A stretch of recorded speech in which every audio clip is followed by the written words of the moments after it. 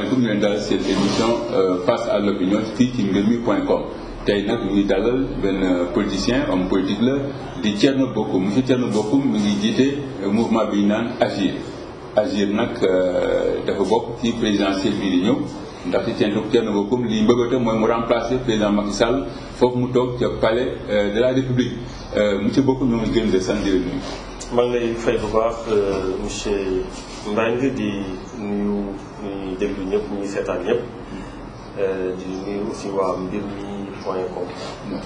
jërëjëf Agir maanaam jëf ci wolof Agir lan moo tax nga sos Agir bi ñu xamee ne am na diir bu yàgg boo xam ne yaa ngi nekkoon ci wetu Idrissa Seck di président réew mi jékki-jékki daal di jënd ak Agir lan moo indi Agir. waaw xam nga parfois le plus souvent dañuy boole ñaari mbir yi mais ñaari mbir yi bokkul génn bi ak création Agir bi ñaari wuute la. génn bi lu ko indi wax naa ko mooy convenance personnelle parce que dama gëm ne politique am na ñaari mbir yoo xamante ne képp kuy politique am nga mën nañ la ko may benn bi mu nga xool lu la doy nga dugg fi mu méngoo ak yow li nga gisee ne loolu moo la doy. beneen bi mooy nga xool leneen lu la doy wala nga gis ne dara doyu la wala loo xamante ne war nga si mën a génn nga génn si loolu mooy liberté boo xamante nit ki war na ko mën a am mooy liberté de choix. mais peut-être lu mu amul droit mooy woote woon lii démb tey nga ñëw woote leneen te ci diggante ba gisuñu lu ko waral donc tey ñun suñu combat bu ñu doon mën a démb moom lañ ko nit di mën a tey amul benn changement bu si am cadre bi la ñu changé. tey ñu ngi ngeen changé cadre bi. voilà léegi nag. loolu laa la bëggoon wax maanaam suñu defee distinction bi benn moment jàppoon naa dama waroon génn réew mi maanaam créer Agir ou pas Agir dama waroon génn parti boobu donc mais décision bi moo doon est-ce que dama war a croiser les bras toog bàyyi politique du muy politique nekk ci samay activité professionnelle wala est-ce que dama war a continuer sama engagement politique. ba ñu tegee réflexion boobu lu mu joxe mooy dañu war a continuer xeex pour suñu réew parce que dañu nekk ci politique bi xam ne am na yu bëree bëri yoo xamante ne ñun suñu génération am nañ ci wàll war nañ ci jug war nañ ci taxaw donc suñu décision moo doon ñu continuer loolu moo indi Agir loolu moo indi ñu créer mouvement bu ñu tuddee Agir. alors Agir c'est Alliance générationnelle pour les intérêts de la République en réalité acronyme la bu am une valeur sémantique. donc Agir soo ko déggee mooy jëf mais ngi tudd Alliance générationnelle pour les intérêts de la République lu indi Alliance générationnelle nag dañ jàpp na ne dañu war a xam ne génération boo xamante ne c'est une génération consciente de la nécessité d'un changement de paradigme parce que bëri na Sénégal c'est vrai am na ñoo xam ne ñoo bokk même âge am na ñoo xam ne ñoo ñu mag et cetera mais ñun ñëpp jàpp nañ ne changement dafa war a am dañ jàpp dañu war a def alliance maanaam tey leadership bi dañ jàpp ne fu ne la nekk ci milieu presse bi am na ñoo xam ne leader lañu dans le milieu paysan dafa am na ñoo xam ne leader lañu dafa am ñoo xamante dans le milieu de l'artisanat ay leader lañu le plus souvent dañuy concentrer le leadership de sorte que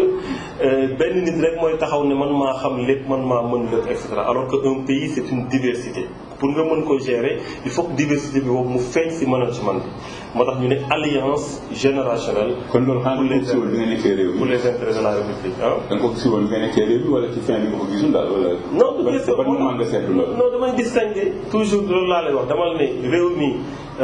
ba ma fa nekkee nekk naa ba ma fa waree génn naa fa Agir c'est autre chose Agir beneen engagement la boo xamante ne ñi ñoo ko jiite donc. alliance générationnelle. alliance générationnelle. ça veut dire que l'ancienne génération ñoom dañ leen di bàyyi quoi dafa am ñoo xam daal ils doivent aller à la retraite politique pour yéen. waaw gëm nañ loolu. laisser la place à des. waaw gëm nañ ne dañu war a renouveler la classe politique. loo gis ci àdduna dafay am régénérescence dafay am renouvellement. dara mënul nekk ba abadan. dañ jàpp ne ñi fi nekkoon ñu bëri am nañu mérite parce que benn moment à l'époque ñoom ñoo fi nekkoon xeex nañ lu ñu xeex def nañ lu ñu def. mais on a le droit aussi de leur dire def ngeen votre époque mais là on vous demande de vous arrêter époque bi suñu époque la ñun c'est à nous de prendre nos responsabilités. kon dina am choc des générations. non choc des générations mënul am.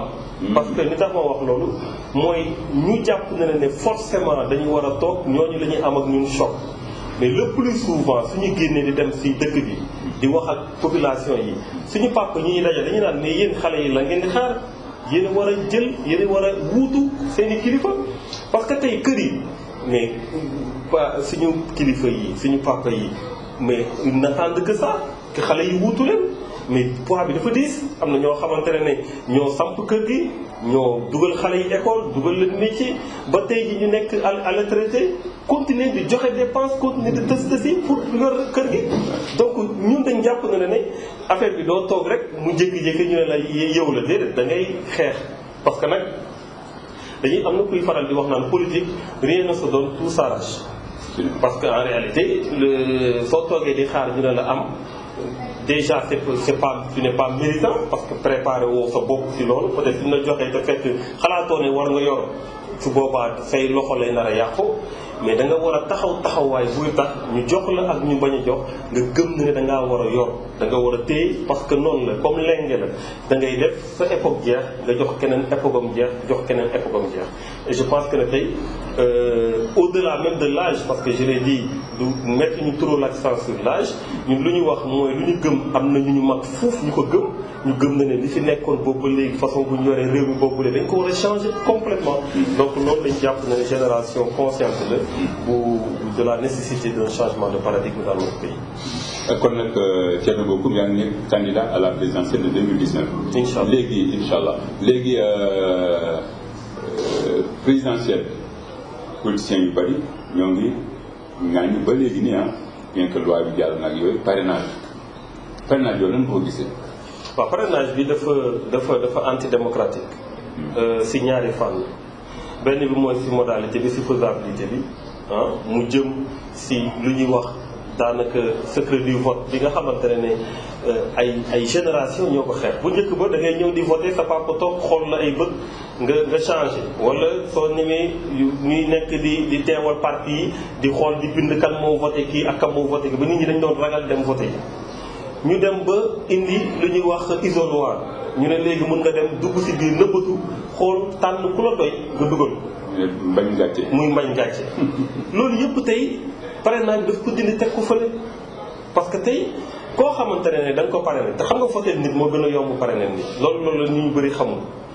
parce que jour vote jour solennel la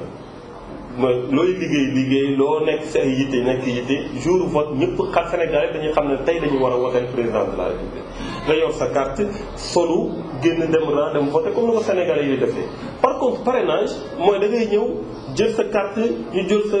relever sa numéro jël say identité nga war a signer loolu ñëpp ñu am jotam nit ki jug dem voter le jour du vote moo gën a yomb que muy dem di la signer di la parrainer ça veut dire que ku jug ba am effort boobu ndax am na lu ko motiver rek kooku dafa jug pour voter la donc du coup le plus souvent ñëpp ñu lay parrainer nit ñi dañuy xam ne ñii de jug nañu pour voter la. donc le vote n'est plus secret. le vote n'est plus secret à partir de ce moment su boobaa dinañ xam ne diw kii la bëgg a voter diw kii la bëgg a voter te comme état bi yëpp benn la parfois dañ koy diviser rek naan le conseil constitutionnel le ministère de l'intérieur mais xam nañ ne cloison yi dafa dëñ benn nit moo ko yor muy président de la république donc tey yu yenn fële fanaan fële xam nañ ne président de la république si vote yi di ñëw dina am liste ñëpp ñuy candidat dina xam kan moo jóg pour voter diw kan moo jóg pour voter diw kan moo jóg pour voter diw te mu am période boo xamante ne période de campagne la bu mun a dem wax ak ñoom wala bu mun a dem def lu bëri loo xamante ne peut-être mun na tere ñooñu ñu voter donc jàpp nañ ne si côté boobu noonu c'est antidémocratique jàpp nañ aussi que si dëkk bu mu am une tradition de dialogue nga xamante ne yàgg na lu mel nii nga à quelques mois des élections nga waxtaan si ak nit ñi mais dafoo ko tu fais du forcing soo waxee ñu ne la non dugal nañ ko si biir waxtaan bi waaye ñëpp ànduñu si donc président mooy arbitré mais lu ñëpp àndul bëri na si waxtaan bi le bulletin unique ñëpp ànduñu si pourquoi jëluñu ko dugal ko assemblée nationale pour ñu voter ko donc dañoo tànn ñoom lu leen neex ñu dugal ko te bañ koy def sax ba ñu voté ko teewul ñu xam sax nan lañ koy defee parce que après boobu lañ commencé dem ci yenn pays yoo xam dañu appliquer parrainage pour xool yan modalité la ñu mën a utiliser pour appliquer parrainage c'est-à-dire même ba ñuy voté xamuñu nan la ñuy defee parrainage bi ça veut dire quoi ça veut dire que luñ ci jublu leer après la carte judiciaire bi nga xamante ne am nañ ko pour mën a empêcher yenn candidats yi ñu nekk président ñu nekk yenn leaders yi ñu nekk candidat. Il y a la carte du parrainage qui reste parce que tey c'est une possibilité tey à travers le parrainage nga mën a tere diw wala diw nekk candidat. Donc pour ñun du dara du une stratégie politicienne qui tourne le dos aux principes républicains et aux principes de démocratie. Et pour ñun loolu ci réew lu doy waar la lu ñu war a xeex la lu ñu war a naqarlu la te naqarlu nañ ko xeex nañ ko gis ngeen lu ci am jour boobu ñuy voté mbir mi gis ngeen ne ku mel ni man jàpp nañ ma ku mel ni keneen ak keneen parce que dañ gëm na ni combat la boo xamante ne dafa dépasser même les hommes politiques damay faral di wax population yi na leen combat yu mel ni du combat politicien yi du combat homme politique yi parce que le fait de dire ñoom la seen biir et cetera pour man peut-être ñàkk a comprendre luy démocratie la parce que su dee nit fal nañ ko pour 5 ans ki ko fal ñan la du politiciens yi population yi ñoo ko fal population yi ñoo war a exiger pour que conditions yi war a mën a tax ñu sanctionner ko positivement ou négativement ñu teg ko dans la transparence. Est-ce que foofu du politiciens yi ñoo bàyyi seen loxo bi ñoo war a def benn formation au niveau des populations et cetera di gën a sensibiliser nit la. waaw par la presse interposée par d'autres canaux et cetera. peut-être en partie quoi. peut-être mais chaque jour en tout cas suñu amee occasion dañuy wax ak population yi pour wax leen na leen mbir mi seen mbir la aussi parce que yéen a fal pour pour benn mandat ba si waa ji jeex yéen a war a imposer pour que le processus électoral soit un processus transparent et démocratique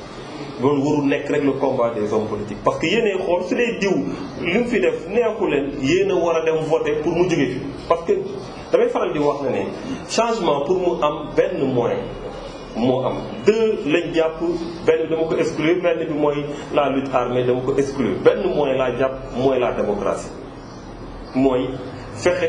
ba su dee nit def na lu mu warul def nga wote dem si bañ gàcce nga dugal fexe ba kooku mu jóge fi nga teg keneen. mais électeur bi si nga xam ne moom jotul carte électeur am est-ce que dina mën a exercer concrètement pouvoir bi. loolu aussi beneen cas la boo xamante ne daf ñu. son droit civique quoi. voilà boo beneen cas la boo xamante ne daf ñu préoccupé. parce que nag tere nit mu wote dafa mel ni rek tey président de la république bu ñu fal rek ñu tere la. nga exercer ses prérogatives ñu ne la déedéet yaay président waaye doo fi defee dara doo fi indi projet de loi doo defal say ministre doo defal dara. doo doxal dara loolu citoyen le fait que ñu dindil ko ses droits civiques mais c'est une ignominie dafa mel ni tey nit ki nga simi ko parce que amatul benn droit pour dem pour tànn kan moo koy jiite loolu lu garaaw a garaaw la même su doon benn nit la waxatuma su dee ay on parle de millions de cartes. mais loolu lu doy waar la loo xamante ne dañ koy naqarlu surtout démocratie fu mu toll fii ci Sénégal jàppu ñu woon ne période bii ñu toll dinañ dund loolu sénégalais. waa benn bokk yaakaar ak APR très souvent li ñuy wax mooy carte yaa ngi ci sous-préfecture yeeg ci bi leen war a jëlee nit ñi demul jëli leen est-ce que loolu yan na maanaam. waaw non loolu yanawul maanaam bien que am na lu fi nekk dëgg xam nga man du ma nihiliste du ma kuy jàpp opposition. am na lu fi nekk dëgg am na ay carte yoo xamante ne effectivement nit ñi demuñu jëli ko loolu moom am na. waaye bëri na loolu ñoo xamante ne bëgg nañu jot seen carte mais mënuñu jot seen carte ñoo ëpp fuuf te loolu loolu lañ ne d'accord si normal loolu parce que dem jëli sa carte ce n'est pas une obligation dem voter ce n'est pas une obligation mais jox nit ku mettre nit dans des conditions yuy tax mu mën a exercer ses droits c'est une obligation foofu lañ leen di xaar. am na ñu xam ne tamit dañu naan carte yi génn nañu wante da ngay dëkk Thiès. laajte sa carte war a nekk boori Matam war a nekk boori Bignona et cetera yu mel noonu yoo tax ay jafe-jafe la ba nga xam ne nit ñi dañuy découragé ci loolu. exemple yooyu yu bëri na wax dëgg yàlla bëri nañu ko dañ ko suivre. gis nañ ñu bëri man xam naa ci ñu bëri ñoo xamante ne ay Saint-Louis lañ leen wax ak fépp. ñuy def effort pour dem mais ñooñu ñu am moyen di téléphoner di dem di laajte pour ñu indil leen et cetera ñooñu ñoo koy mën a def. mais koo xamante ne amul moyen bi wala talul ko sax du ko def su boobaa. su élection yi approché woo lay jéem a xool fan la kàttan nekk foofu tamit ñu nar ko teree voté te loolu dafa doon loo xamante ne lu jaaduwul la dysfonctionnement la daal yoo xamante ne normal ci pays bu mel ni Sénégal. Thierno Bocoum est-ce que tey yaakaar nga ne opposition bi am na unité d'action am na booloo bi nga xam ne moo ci war pour mën a jàkkaarloo ak Macky Sall. waaw xam nga loolu d'ailleurs ni nga ko waxee nii sax man loolu laa d'accord c'est-à-dire que ñun lu ñu mën a boole ñu ànd te loolu kenn waru si war a mën a teg baat mooy loo xamante ne mooy intérêt ñëpp y compris intérêt askan bi mooy les questions de principe les questions de démocratie les questions liées au principe au processus électoral loolu amul kenn ku si am intérêt ak si ñàkk intérêt loolu askan bi si boppam ku koy xeexu askan bi la te soo nee xeexu askan bi rek soo ko indee à ce niveau là rek ça veut dire que si biir am na xeexu homme politique donc jàpp nañ ne loolu ñu ngi si ànd parce que ñu ngi si suñu kuréel c'est vrai def nañu ay marché am na yu ñu interdire am na yu ñu interdire ñu ngi si parce que li ñu mën a wax mooy ñun tey soo da ngay dégg sax parfois ñuy commenter naan waaw lacrymogène yi bañ ko dóoree gisuñu kenn gars yi tasaaroo nañ et cetera mais nit ñi defuñu politique pour di affronter ay policiers ak ay lacrymogène yooyu loolu du civilisé wul xam nga tey force de l'ordre yi mais dañ fi war a dekkal ñëpp mais suñu amee nguur goo xamante ne pour n'importe quel prétexte mu génn force de l'ordre yi dóor ko si ay population mais tey du population yu daw lañuy wax mais ñuy utiliser la force publique. ci dóor yi lañuy wax. kooku lañu war a joxe mais xam nga Sénégal moom da ngay gis sax ñu ne waa leader bii de lacrymogène bi si biir kër gi la ko fekk ak. et cetera daw na ay dàllam dañoo ay dàllam waaw bàyyi na fa ay dàllam ak yóbbaale na micro beeg xam nga loolu tamit dafa kooku au moins am na courage yu xeex te lu muy xeex ko pour moom rek daf ko xeex pour askan bi yëpp. donc nañu encourage ñi ñuy gën di xeex parce que loolu lu ne dala siy fekk parfois lacrymogène yi kenn xamul lu nekk si biir mais ku ko mosoon noyyi ku ne xam nga ne baaxul si sa santé te teewul chaque fois su manifestation amee dañuy démarche encore loolu luy tax ñu koy def askan bi moo tax ñu koy def pour que démocratie dëgër pour que démocratie solide waaye su dee da nga tiim affaire yi comme kuy seetaan sa film rek wala seetaan sa match football alors que yow waroo nekk spectateur acteur nga war a doon loolu ça pose problème question de conscientisation bu ko doon wax bu ñu war a am si population yi te loolu chaque jour ñu koy def pour ñu gën a xam ne combat yi ñu mëne combat la yoo xam dafa leen concerné également. kaw Karim Wade ak Khalifa Sall ba léegi nit daal gindeeguñu si quoi xamaguñu nu muy demee Khalifa Sall mi ngi ci kaso bi Karim Wade ma nga fële ca Doha suba lay ñëw ginnaaw suba est-ce que dina ñëw est-ce que inscrire na est-ce que inscrire wala nag bulletin parce que et cetera Khalifa Sall tamit mi ngi dem ak dëkk ci diggante tribunal ak Rebeuss yéen nan ngeen apprécier ñaari cas yooyu par rapport à la prochaine présidentielle. xam nga cas wu mu ngi ñëw du ñëw ak dina nekk candidat loolu c'est des cas internes au parti. waaw c'est-à-dire que waa PDS ñooy xool loolu ni ñu koy gérer mbirum Khalifa Sall également ndax day nekk candidat nu muy demee loolu politique la ñoom ñoo xam ni ñu koy gérer. yéen a bokk opposition. waaw non xaaral ma ñëw. par contre li moo tax ñu taxaw seen wet. pour xeexal la loolu laa bëgg a expliquer. loolu question de principe la parce que ñëpp xam nañ ne président Macky Sall dafa jug pour choisir ay candidats yu mu war a jàkkaarloo pour 2019 te gis nañ ni ñaar ñooñu daf leen bëgg a exclure loo xam ne tegu ko si yoon. parce que arrêt bu CEDEAO génne bu ñu fàtte ne am na arrêt bu jiitu woon boo xam ne génnoon na si Karim Wade bañ ko interdire de sortie du territoire national CEDEAO bu ñu ko saisir dafa ne loolu jaaduwul te pourtant loolu si disons procédure bi la bokkoon dañ ko teree génn ba pare soo ko jàpp et cetera donc pour dire que jalgati bu si am si seeni droit si seeni yelleef loolu la ñu d'accord te loolu gis nañ ne moo aboutir ci verdict bi moo tax damay naan bu ñu nekk di chercher le midi à 14 tey suñu mënee wax verdict bay mën a wax lii lay war a def ak wala deful lii mais dañu war a xool la moo indi verdict bi maanaam dañuy violer seeni droits tous les jours di ko violer ba jour verdict mais loolu nag jaaduwul ci état de droit balaa ngay wax waxu fond da ngay wax forme bu pare su dee tey ku mu neex dañu jël la patam patamee la dugal la ci kaso kërti jékki-jékki rek dóor la benn verdict na bokkoo mais fan lañ jëm loolu mooy le problème donc ñun dañ jàpp ne mbirum jaay doole daf ci nekk mbirum utiliser les moyens de l'État pour combattre des adversaires politiques daf ci nekk mbirum bëgg deuxième mandat coûte que coûte ba jàpp ne am na ñoo xamante suñu ñëwee mën na am ñu xaw a fekk wala dindi ci yow loo xamante ne daf leen dara sonal loolu am na ci. donc tey effectivement et bien évidemment nous sommes aux côtés de ces deux candidats pour jàppale leen sur les combats de principe yoo xamante ne dañ koy xeex parce que ñu gëm na ne Sénégal kañ lay commencé dox mooy bés bu ñu laalee nit ak ku mënti doon ak loo mënti am différent ak moom wala ñàkk différent ak moom nga jóg taxaw au nom des principes boobu la ñuy commencé am vraie démocratie waaye su dee ku jug rek dal ci kaw nga ne moom de kon éliminé nañ ko kon man sama affaire baax na wala kii nañ ko et cetera loolu ça pose problème parce que loolu suba su la dalee yi nit ñi dañ lay seetaan rek. Malgré parrainage ak yenn blocage yi yéen waa opposition gis ci yenn candidat yeeg yooyu éventuel candidat est-ce que yaakaar ngeen ne suba wala ginnaaw suba yéen war ngeen ne am des candidats des candidatures plurielles c'est-à-dire plusieurs candidats face au président Macky Sall au candidat Macky Sall est-ce que war leen woon def ay candidatures yu gën a yem su ko defee quelle est la part des choses yéen ngeen xalaat ne boobu moo stratégie. waaw non man dama gëm na ne il faut effectivement ay candidats yu bëri pas yu bëree bëri parce que amul sens mais ay candidats yoo xamante ne day jël en compte disons diversité électorale. loolu ban intérêt lay am c'est important voilà ban intérêt lay am. xam nga le problème mooy le plus souvent dañuy def confusion entre une élection présidentielle et une élection législative. Une élection législative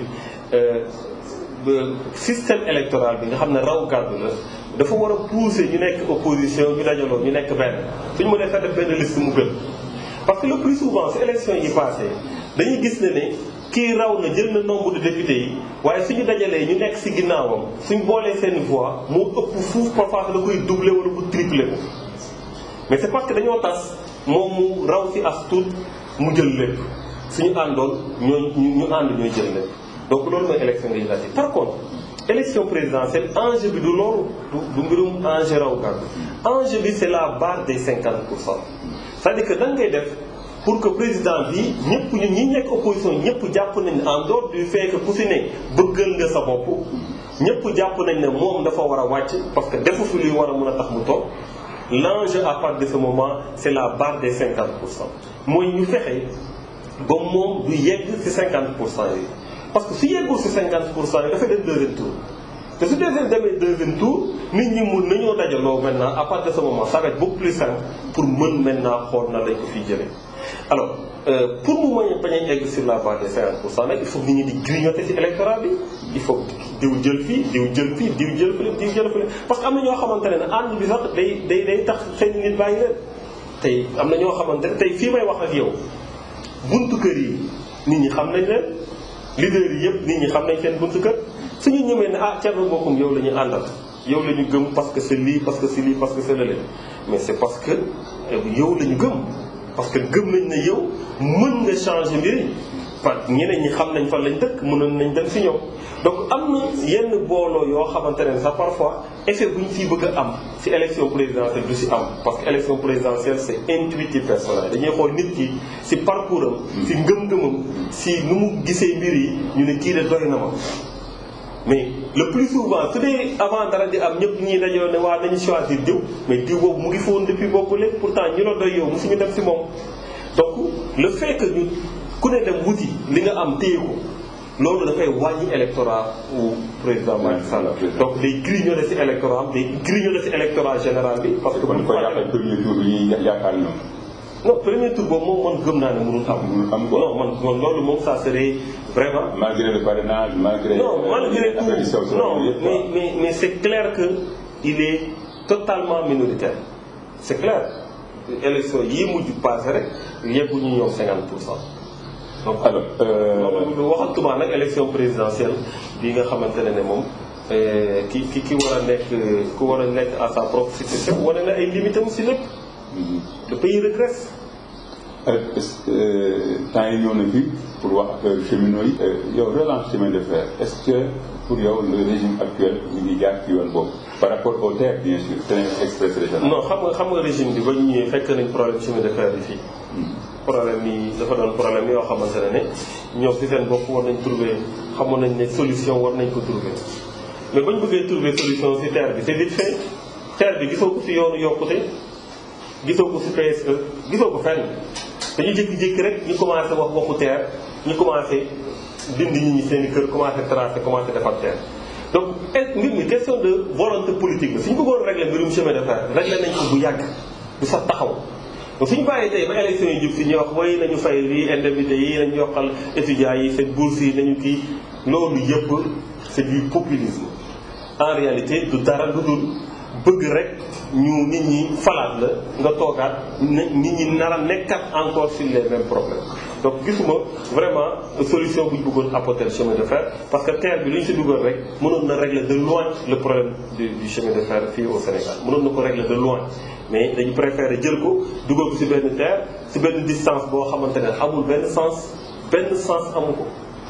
ay 19 arrêt xawma distance bu ndaw vraiment si fu ñu ko tracé aussi gisoo xaalis boobu moom kenn mënul comprendre lu tax mais sooy xoolee ba si biir entreprise buy ñëw di ko defar entreprise ba dafa nekkoon si ay jafe-jafe. waaw dégg nañu loolu de. waaw président Macky Sall dafa dem xam nga loolu sax dafa doy waar nga dem ba si entreprise ba ñu jox la casquette bi nga sol casquette bi te xam nga tey jii man soo fi tegoon sax benn bouteille wala benn dara soo motulement la man du ma publicité bouteille bi parce que am na loo xam ne suñu cër mais en tant que chef d'état nga dem ñu jox la casquette al sol nga sol ko taxaw photo woog ñoom puis fait de la publicité ñu jël ko taf ko un peu partout ça veut dire que nekk nga genre agent commercial te yow yaay suñu président de la république loolu nga def ko pour une entreprise ba pare ñëw moom ci boppam moo la defaral plan yi moo la defaral lépp ba pare facturer la nga jël loolu yëpp bëgg ko jox ci suñu alal dañ jàpp dana ne lu nekk ci suuf waxuñu ko mais amoon nañ ay priorité ailleurs te priorité bokk na ci chemin de fer bi au Sénégal. yow waa AGIR président AGIR Thierno Bocoum alliance générationnelle pour les intérêts de la République yow lan ngay proposer Sénégalais yi fan nga bëgg a jaar lan nga bëgg a dindi. changement de paradigme. xam nga nit ñi dafa leer. ñun on se brouille pas la tête. d'abord dañ jàpp na ne tey ñu taxaw ne way d'accord ñu et cetera bëri nañu mais du tey lañ ko commencé. je me rappelle temps yi nekkee xaw a nekk jeune. maa ngi koy wax keroog benn émission bu ñu ma invité woon. dama naa choisir ay musique ma choisir benn musique boo xamante ne groupe rap bu ñu doon wax Rapadio mu tudd underground ñoom ñoo ko defoon. di wax ci dëkk bi wax métit bi et cetera. rab yu njëkk yooyu hardcore bi hardcore ne gars yi bu fi nekk di woy affaire ay amour ay yooyu nañu wax waxu tartaru dëkk bi 20 ans après ma jox leen beneen musique muy bu kër gi groupe kër gi ñoom it ñu ne mbir mi doxul même chose et cetera ma ne leen suñu deful nag fii ak 20 ans encore dinañ déggaat woy bu mel nii xam nga li tax ñu ne ma wax ma ne parce que dañoo yem si kaas dañoo jëful dañu agirul parce que gis nga soo bëggee changer mbir yi da ngay toog fa ñuy changer amul beneen solution pour nga toog fa ngay changer il faut en avoir la légitimité il faut ngay mën a pour mën a jël ay décisions pour mën a changer mbir yi toog fa ñuy changer il faut nga am légitimité bi président de la république tey su mu nee am dogal ne fay leen cheminots yi fay leen la def leen la c'est parce que dañ koo fal loolu mooy la légitimité de même que un député te pour nga am légitimité il faut nga dem wuti le suffrage des populations pour nga am suffrage il faut nga nekk acteur politique donc mën a leen li ngeen di dummoo yu naan woy politiciens yi woy et cetera loolu mooy solution dem toog fa ñuy changer ñu changer mbir yi loolu mooy solution ñun loolu tax ñu xar suñu sànq tuuti donc dañ jàpp ne leen ne d'abord li njëkk mooy façon bu ñu doon joxe xoole mbir yi naan d'accord ñu et cetera ba pare nag di si teg naan ñoom ñëpp a yem politique moom doy na et cetera loolu d'abord lañ njëkk a wax ne mentalité boobu jeunesse bi amoon boobu ba léegi dañ ko changer parce que su dee da nga bëgg a dummóoyu ñoo xamante ne ñoo ko jox sa sécurité jox leen sa santé sa éducation sa lépp sa avenir doom tout nga ne ñooñu toppatoowu ma leen xoolu ma leen mais yaa ngi nekk si erreur loolu yaa ngi si erreur donc désormais xool leen ñi ngeen di tànn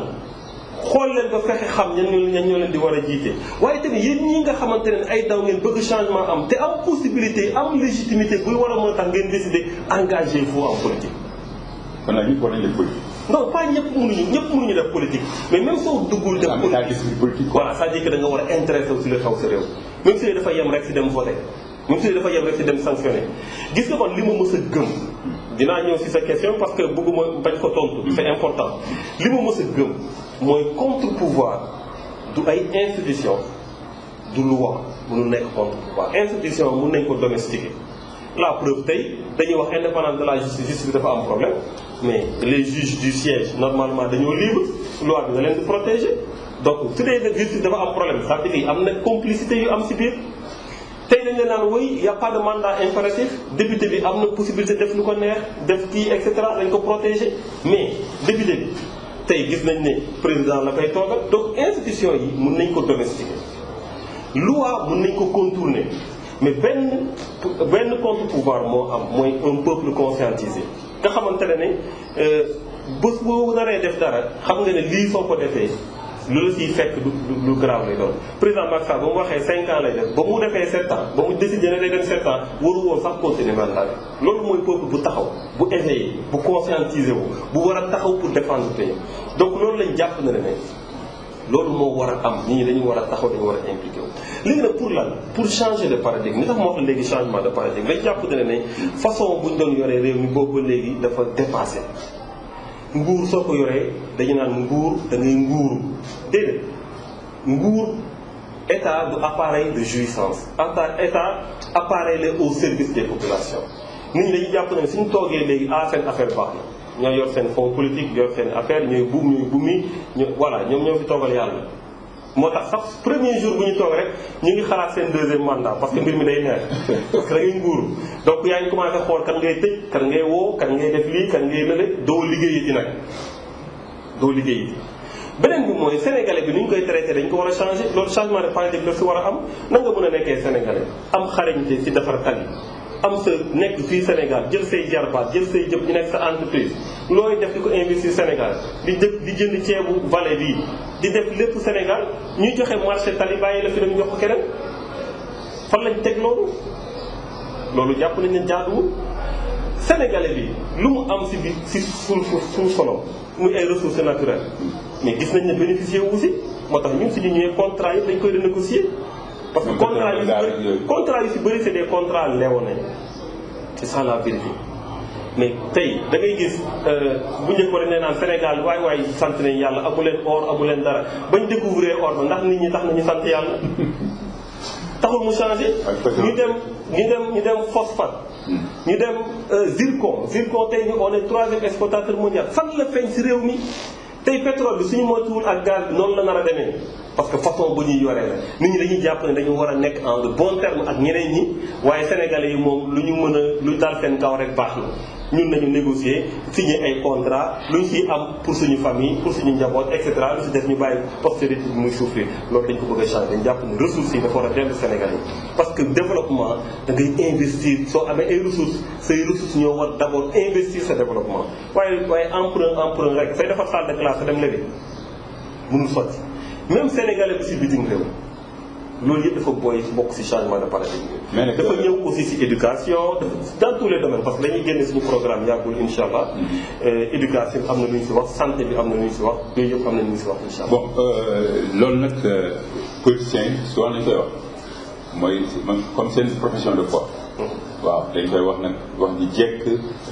lépp jaar yoon mais suñu xasee ba toog rek daal di fàtte. mooy li nga wax sax exactement xam nga léegi nag loolu tax yéen siy bàyyi xel. waaw xam nga boobu. waaw su neexee yenn saa da ngay jàpp de. non loolu état d'esprit la. état d'esprit la maanaam li ma bëgg a wax foofu yàgg naa ko wax d'ailleurs ba ne dama doon anticiper sax d'ailleurs si loolu. dama si doon anticiper. quand je faisais des proximités. damay wax ak yow ba pare maanaam lii ma lay wax nag am na ñu ma ko dàq wax. le président Macky Sall diggee fii kenn mënut fi diggee lu ëpp loolu mënul nekk. ay yoonu yokkute la patrie avant le parti jël sax suñu république ba tuddee ko parti naan APR alliance pour la république xam nga lu yaaññi yu ne rek mu xëpp ko boppam ba mu toogee nag ñu naan moom la wala du moom gars yi ne si moom la waaye day def lu ko neex donc loolu laa la bëgg a wax ne la tey mënoo tiim kenn wax ko lu keneen waxul mais nit bu ko jugé si loolu da nga koy juger d'abord ci état d'esprit da nga koy juger ci parcours man damay faral di wax ne man sénégalais ñu ci bëri ba ma nekk assemblée nationale lañ waxoon sama premier poste assemblée nationale man maa nekkoon président commission comptabilité et contrôle de l'histoire politique du Sénégal laa wax benn yoon la président commission comptabilité contrôle laaj pour que xaalisu assemblée nationale ñu leeral ko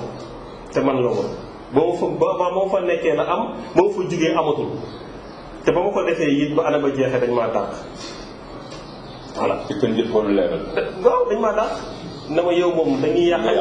yow dañuy yàqal xam nga loolu lu muy tekki mooy moo tax ma ne néew doole boobu ma nekkee woon foofu doole boobu laa wuti dañ bëgg sénégalais yu am ay valeur am ay principe bëgg mbir yi leer nañ leen dooleel waaye soo waxee ñu ne non amoo expérience waa expérience boobu lan la jëriñ Macky Sall expérience boo xamante ne si système bi nga ko xamee yow xam nga nu ñuy kiyee dóor ay science affaire yooyu pour génn si yow xam nga nu ñuy wurujee yow xam nga affaire yi nu koy kiyee kooku loo koy doyeeti soo waxee ñu ne expérience boobu soxla wuñu ko parce que expérience bu ñuy yore et puis fii kenn mosu fi nekk président stagiaire amul da ngay jékki-jékki nekk président soo waxee ñu ne la non kii nekkoon le ministre mais ministre c'est un exécutant ça n'a rien à voir avec un président le président de la République il détermine la politique de la nation kooku ñaari mbir lañ ko laaj benn bi mooy un patriotisme aigu lépp luy mënti xew mu teg intérêt population kooku nag da koy ràññee ci nit ñi di ñëpp am patriotisme boobu ak fit boobu beneen bi mooy des connaissances transversales nga mën a xam ci lii xam ci lii jarul sax une connaissance pointue parce que day am ñu lay wër soo muusee bien entendu parce que président mais conseiller yooyu yëpp du ay conseil politique la war a doon dafa war a doon ñoo xam dañu xarañ képp ku xarañ ci Sénégal war nga ko mën a jël teg ko foofu mu lay xelal mais war nga mën a am xelu nag suñu la waxee économie nga xam luy économie suñu la waxee droit nga xam luy droit loolu lañu laaj ci président laaj ñu leneen ci président te loolu yëpp dajale nañ ko donc dañ gëm na ne tey dañu war a changer nii dañu war a boobu dañu am complexe su diw nekkoon na lii diw nekkoon na lee wala kii yor na ay milliards wala et cetera du loolu mooy changer Sénégal la preuve kenn bu xool bu ñu xool feneen nañu xool ci président bi fi nekk poste yëpp occupé na ko lan la ñu jëriñ lan la yokk si ñun lu dul delloo ñu ginnaaw dañ indi ñoo xamante ne malgré leur mérite wax naa ko li am nañ mérite mais dafa doy parce que seen époque jeex na tey su toogee tey ñooñu ñoo koy wër di ko xelal nan nga mën a gérer une époque sur des pensées anciennes une nouvelle époque sur des pensées anciennes on peut pas faire du neuf avec du vieux donc loolu mooy tey démarche am te loolu lañu jàpp ne ñun ñoo ko war a maintenant mbir mi mënu yem rek si d'accord ma non c'est pas normal et cetera il faut que ñu agir suñu jëlu suñu responsabilité taxaw ne man bokk naa man bëgg naa man taxaw naa pour volontaire naa pour changer loolu comme du mës a changer si on ne fait rien ne se fera loolu mooy suñu conviction te su loolu lañ nekk tous les jours moo tax ñuy wax sénégalais wax population yi ne leen mais il faut que ngeen jàpp si combat bi parce que ñun juguñu pour ay privilèges sëñ bi man fu ma nekkoon ba ma fa jógee su ma doon privilège ak yooyu rek laay wër damay dem jëli poste nag samay morom ñu ngi ko fii rek loolu dina ma yomb loolu parce que nag fii dëkk bi liggéey naa fi loo xamante nit ñi soxla nañ ma am naa ak xam-xam tuuti mais gëmuñu loolu dañ gëm ne Sénégal dañu war a bàyyi ku ne yor ndabam dem wuti pour njabootam nañu xool ndabu Sénégal dafa am xale yi ñu ngi dee ci géej gi xale yi ñu ngi leen di jaay Libye xale yi ñu ngi leen di tirer ay balles ci côte Mauritanie ni un peu partout lenn rek moo bon boole ñoom ñëpp dañoo wuti luñ indi ci biir kër yi mag ñi ñu ngi sonn ci biir kër yi mais loolu su amee réew mu mel noonu da ngay xool ndabu Sénégal la mooy ndabu Sénégal tey ndax am na lu fi nekk luy war a mën a tax nit ñi ñu am wér-gu-yaram nit ñi ñu mën a jàng nit ñi ñu mën a am liggéey ci loolu la ñuy liggéey tous les jours c'est l'intérêt général. Intérêt général. Thierno Bocoum maa ngi lay jërëjëf. maa ngi lay fay. jërëjëf. merci beaucoup incha allah beneen yoon. jërëjëf peut-être au soir du 24 février. incha allah yàlla baax na yàlla na ko yàlla def. jërëjëf incha allah merci encore. mbokk yi fi la yemal yéen ak cette émission face à l'opinion ñu gërëm di sant Thierno Bocoum incha allah ba beneen yoon ci Rewmi.com.